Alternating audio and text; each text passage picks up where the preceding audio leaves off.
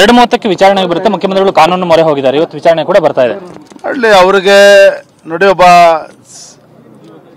ಸಾಮಾನ್ಯ ಪ್ರಜೆಗೆ ಏನು ಅವಕಾಶಗಳು ಇರ್ತದೆ, ಒಬ್ಬ ಮುಖ್ಯಮಂತ್ರಿಗಳಿಗೂ ಕೂಡ ಅವಕಾಶ ಇರ್ತದೆ. ಕಾನೂನಾತ್ಮಕವಾಗಿ ಅವ್ರ ಮೇಲೆ ಆರೋಪಗಳು ಬಂದಾಗ he can always explore that option. ಹಾಗಾಗಿ ಮುಖ್ಯಮಂತ್ರಿಗಳು ಇವತ್ತು ದೆಹಲಿಯಿಂದ ವಕೀಲರನ್ನು ಕರೆಸಿ ಮಾಡ್ತಾ ಇದ್ರು ಹೋರಾಟ. ನಾವು ಕೂಡ ಮಾಡಿದ್ವಿ, ಅವರು ಕೂಡ ಮಾಡ್ತಾರೆ. ಅದ್ರ ಬಗ್ಗೆ ನಮ್ದೇನು ತಕರಾರಿಲ್ಲ.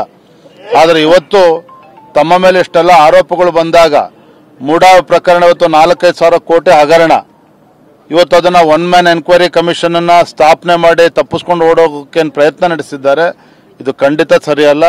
ಈಗಾಗಲೇ ರಾಜ್ಯಪಾಲರಿಗೆ ಅನುಮತಿಯನ್ನು ಕೂಡ ಕೊಟ್ಟಿದ್ದಾರೆ. ಪ್ರಾಸಿಕ್ಯೂಷನ್ಗೆ ಗೌರವ ರಾಜೀನಾಮೆ ಕೊಡ್ಲಿ, ಕಾನೂನಾತ್ಮಕವಾಗಿ ಏನು ಹೋರಾಟ ಇದೆ ಅವ್ರು ಮಾಡ್ಕೊಂಡು ಹೋಗ್ಲಿ. ಮಂತ್ರಿಗಳಿಗೆ ಕಾನೂನು ಸುವ್ಯವಸ್ಥೆ ಹದಗೆಡುವಂತ ಎಚ್ಚರಿಕೆಯನ್ನು ಕೊಡ್ತಾ ಇದ್ದಾರೆ. ಬೆಲೆ ತತ್ತಬೇಕಾಗ್ತದೆ. ಯಾಕಂದ್ರೆ ಆಡಳಿತ ನಡೆಸ್ತಕ್ಕಂಥವ್ರೆ ಹೋರಾಟಕ್ಕೆ ಕರೆ ಕೊಡ್ತಕ್ಕಂಥದ್ದು, ಆಡಳಿತ ನಡೆಸ್ತಕ್ಕಂಥವ್ರು ಇವತ್ತು ಕಾನೂನು ಸುವ್ಯವಸ್ಥೆ ಹದಗೆಡ್ತಕ್ಕಂಥ ನಿಟ್ಟಿನಲ್ಲಿ ಹೋರಾಟಕ್ಕೆ ಪ್ರಚೋದನೆ ನೀಡ್ತಾರೆ ಅಂತ ಹೇಳಿದ್ರೆ ಅವರು ರಾಜ್ಯಪಾಲರಿದ್ದಾರೆ, ಎಲ್ಲವನ್ನು ಕೂಡ ಗಮನಿಸ್ತಾರೆ. ಬಿಜೆಪಿ ಏನು ಹೋರಾಟ ಮಾಡುತ್ತೆ? ಕೇವಲ ಸಾಮಾಜಿಕ ಕಾರ್ಯಕರ್ತ ಹೋರಾಟವನ್ನಷ್ಟೇ ಬಿಜೆಪಿ ನೆಚ್ಕೊಳ್ಳುತ್ತಾ? ಯಾಕೆ ಮೊನ್ನೆ ಪಾದಯಾತ್ರೆ ಮಾಡಿದ್ ನಿಮ್ಗೆ ನೆನಪಿಲ್ವಾ? ಬೆಂಗಳೂರಿಂದ ಮೈಸೂರು ಪಾದಯಾತ್ರೆ ಮಾಡ್ಲಿಲ್ವ? ಹಾಗಾದ್ರೆ ಬಿಜೆಪಿ ಹೋರಾಟ ಮಾಡ್ಲಿಲ್ವ? ಬಿಜೆಪಿ ಜೆಡಿಎಸ್ ಅವರು ನಾಮಕವಾಸ್ತೆ ಮಾಡ್ತಕ್ಕಂಥ ಹಾರಾಟ ಮಾಡ್ತಾ ಇಲ್ಲ.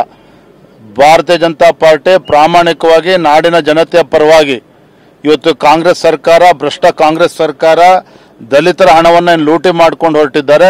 ಹಾಗಾಗಿ ದಲಿತರ ಪರವಾಗಿ ನಾವು ಧ್ವನಿ ಎತ್ತಿದ್ದೇವೆ, ಹೋರಾಟವನ್ನು ಮಾಡ್ತಾ ಇದ್ದೇವೆ. ಹೋರಾಟವನ್ನು ತಾರ್ಕಿಕ ಹಂತಕ್ಕೆ ತೆಗೆದುಕೊಂಡು ಹೋಗಿದ್ದೇವೆ. ಈಗ ಕೋರ್ಟ್ ಮೊರೆ ಹೋಗುವಂತ ಬಿಜೆಪಿ ಕಡೆಯಿಂದ ಏನಾದ್ರು ಆಗತ್ತಾ ಈ ವಿಚಾರದಲ್ಲಿ? ನೋಡೋಣ, ಫಸ್ಟ್ ಅವ್ರು ಹೋಗ್ಲಿ, ಕೋರ್ಟ್ಗೆ ಹೋಗಿದ್ರೆ ಏನಾಗುತ್ತೆ ನೋಡೋಣ. Thank you. ಇದಿಷ್ಟು ಮುಖ್ಯಮಂತ್ರಿಗಳ ವಿರುದ್ಧ ಪ್ರಾಸಿಕ್ಯೂಷನ್ ವಿಚಾರದ ಬಗ್ಗೆ ಬಿಜೆಪಿ ರಾಜ್ಯಾಧ್ಯಕ್ಷ ಬಿ.ವೈ. ವಿಜೇಂದ್ರ ಅವರ ಮಾತುಗಳು. ಕ್ಯಾಮರಾ ಸಂದೇಶ್ ಜೊತೆ ಕಿರಣ್ ಹನಟ್ಕ, ಟಿವಿ9 ಬೆಂಗಳೂರು.